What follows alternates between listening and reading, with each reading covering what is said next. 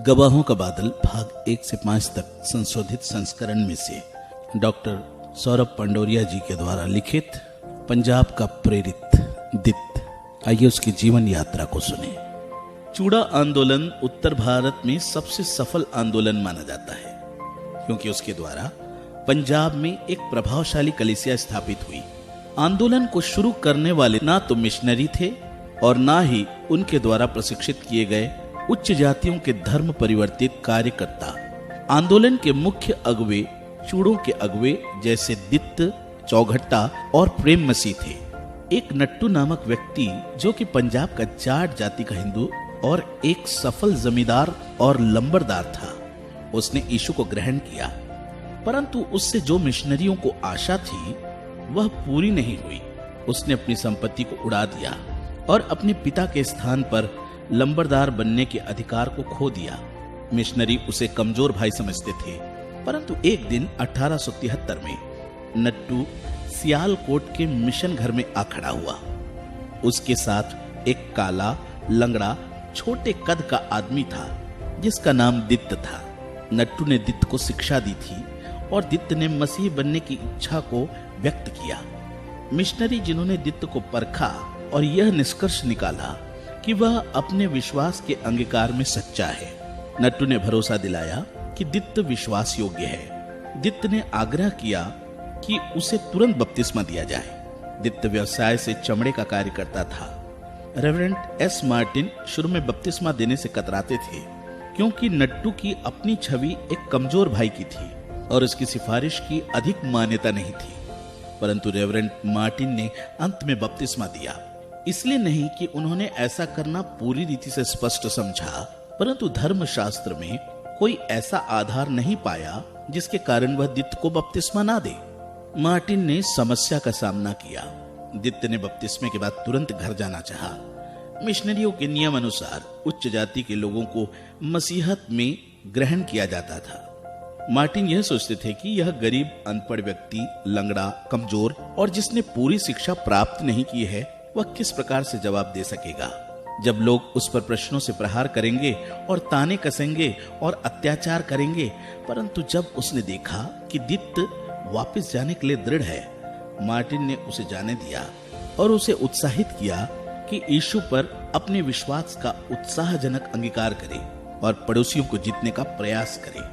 Bishop picket की यह टिप्पणी सही है कि शक्तिशाली चूड़ा आंदोलन जो पंजाब में आरंभ हुआ, जब दित्त ने जो पहले दीन व्यक्ति था यीशु को ग्रहण किया, दूसरे व्यक्तियों की अपेक्षा जिन्होंने मसीह को ग्रहण किया, दित्त ने अपने समूह में अपना स्थान बनाए रखा जिससे वह संबंध रखता था। तब दित्त ने गांव के समूह के लोगों को निरुत्तर किया कि वह सदियों के पुराने बंधन को जो जीवदाता अंधविश्वास और भय पर आधारित है फेंक दे, उस स्वतंत्रता के लिए जो मसीह में है। जब दित्त घर पहुंच गया तो उसे कड़े विरोध का सामना करना पड़ा जो उसके अपने रिश्तेदारों और गांव वालों के द्वारा ही हुआ। एक गांव वाले ने कहा, ओहो, तुम जो अब साहब बन गए हो। दूसरों ने कहा, तुम तो बेईमान हो गए हो जिसका कोई धर्म ना हो। उसकी भाभी ने कहा, आखिरकार मेरे भाई, तुमने अपना धर्म बदल लिया, हमसे पूछे बिना। हमारा संबंध तेरे साथ समाप्त होता है। अब तू हमारे साथ ना खाएगा ना पिएगा और किसी रीति से हमारे साथ संपर्क नहीं रखेगा। तेरी एक टांग तो टूटी ही है, दूसरी भी ऐसी ही हो जाए। दित्त के 5 भाई थे जो मिराली गांव में रहते थे और उसके और अपने भाइयों के परिवार के 60 सदस्य थे। इन सब ने दित्त का विरोध किया। दित्त यीशु मसीह के प्रति विश्वास योग्य रहा। उसने मसीह का इनकार करने से मना कर दिया और साथ ही उसने अपने लोगों को नहीं छोड़ा। वह साहस पूर्वक मसीह में अपने नए विश्वास की घोषणा करता रहा। इसका परिणाम आश्चर्यजनक था। अगस्त 1873 में अपने बपतिस्मे के 3 महीने के बाद उसको सौभाग्य प्राप्त हुआ कि वह अपनी पत्नी, बेटी और 2 पड़ोसियों को सियालकोट बपतिस्मे के लिए ले गया। उसको 30 मील पैदल चलना पड़ा ताकि उनका परिचय मिशनरी से करवा दे। मार्टिन ने उन्हें परखा और संतुष्ट होकर उन्हें बपतिस्मा दिया। 6 महीने के बाद दित्त ने 4 और व्यक्तियों को बपतिस्मा दिया। यह आंदोलन तब नहीं आरंभ हुआ जब दित्त ने मसीह को ग्रहण किया, परंतु तब जब उत्साहपूर्वक सामना करते हुए उसने समूह के विरोध को शांत किया और वह जो उसे समूह से निकालने वाले थे सब के सब उस गांव के सारे चूड़ा जाति के लोगों ने यीशु मसीह पर अपने विश्वास का अंगीकार किया। मिशनरी अब इस बात से निरुत्तर थे कि परमेश्वर का कार्य दित्त के गांव में सफलतापूर्वक बढ़ रहा है। दित्त का चमड़ा खरीदना और बेचने का कार्य उसे बहुत गांव वालों में ले गया। वह जहां भी गया उसने मसीह के बारे में बताया। यह हमें प्रेतों के कार्य की पुस्तक 8 अध्याय का स्मरण दिलाता है। जब यरूशलेम की कलीसिया पर सताव आया तो मसीह चारों तरफ फैल गए और वे जहां भी गए सुसमाचार सुनाते फिरे। मसीहत कलीसिया के सदस्यों द्वारा सुसमाचार घोषणा के द्वारा ही फैला है। दित्त ने भी पंजाब में ऐसा ही किया। उसे विरोध का सामना करना पड़ा, परंतु एक बढ़ती संख्या ने उसकी सुसमाचार की कहानी को धीरज से सुना। 1884 में उसके बपतिस्मे के 11 साल बाद वह अपनी जाति से 500 से अधिक लोगों को प्रभु के पास लाया। 1900 तक लगभग उसकी जाति के आधे लोगों ने यीशु को ग्रहण कर लिया था और 1915 तक सियालकोट जिले के लगभग उसकी जाति के सारे लोगों ने मसीह को ग्रहण कर लिया था। 1921 में मसीह में विश्वासियों की संख्या 3,65,031 थी। दित्त एक साधारण मसीही यथार्थ में पंजाब में मसीह कलीसिया का एक प्रमुख नेव रखने वाला। बिशप विकेट ने यही लिखा है, कलीसिया का सच्चा संस्थापक गार्डन नहीं दित्त था। दित्त की जीवनी से हम बहुत कुछ सीख सकते हैं। परमेश्वर वास्तविकता में चेहरा देखकर फैसला नहीं करता। जैसे परमेश्वर ने शामुएल को दाऊद के राज्याभिषेक के बारे में सिखाया। मनुष्य तो बाहर का रूप देखता है, परंतु यहोवा की दृष्टि मन पर रहती है।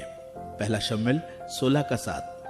दित्त देखने में प्रभावशाली नहीं था, परंतु उसका मन अपने प्रभु यीशु मसीह के लिए पूर्ण रीति से समर्पित था। पौलुस लिखता है, हे भाइयों, अपने बुलाए जाने को तो सोचो कि ना शरीर के अनुसार बहुत ज्ञानवान और ना बहुत सामर्थी और ना बहुत कुलीन बुलाए गए, परंतु परमेश्वर ने जगत के मूर्खों को चुन लिया है कि बलवानों को लज्जित करे, और परमेश्वर ने जगत के नीचों और तुच्छों को, वरन जो है भी नहीं उनको भी चुन लिया कि उन्हें जो हैं व्यर्थ ठहराए, ताकि कोई प्राणी परमेश्वर के सामने घमंड ना करने पाए, परंतु उसी की ओर से तुम मसीह यीशु में हो, जो परमेश्वर की ओर से हमारे लिए ज्ञान ठहरा, अर्थात धर्म और पवित्रता और छुटकारा। पहला कुरिन्थियों 1:26-30 तक। परमेश्वर की बुलाहट इसलिए नहीं आती क्योंकि व्यक्ति ज्ञानवान या प्रभावशाली या कुलीन है, परंतु इस आधार पर कि व्यक्ति उन चीजों के साथ जिनको इस संसार में मूर्ख, निर्बल, नीच और तुच्छ समझा जाता है, उनके साथ पहचान बनाए। यही बातें यीशु मसीह के जीवन और मृत्यु के साथ संबंध रखती है। परंतु यीशु हमारे लिए परमेश्वर का ज्ञान है। दित्त का संबंध यीशु मसीह से था। वह उसकी संगति में रहता तथा यीशु की ही धुन उसे थी। दित्त ने अपना समाज नहीं छोड़ा था, उन्हीं में रहकर सुसमाचार की घोषणा की। वह अपने परिवार के सदस्यों तथा जाति वालों को यीशु के पास लाया। दलित हमेशा सुसमाचार को ग्रहण करते आए हैं। वह मिशनरी जो उच्च जाति के लोगों में कार्य करते हैं, उन्हें अधिक सफलता नहीं मिली है जिस प्रकार रॉबर्ट डी नोबेली, परंतु फ्रांसिस जेवियर दलितों में कार्य किया, उसे महान सफलता मिली। दित्त ने दुख उठाया। मसीह के पास आने से पहले जाति के कारण तिरस्कृत और कुचला गया।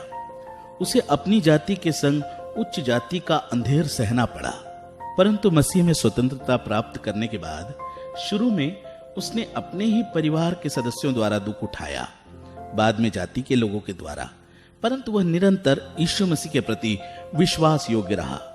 मिशन के कार्य में निसंदेह दुख उठाना पड़ता है।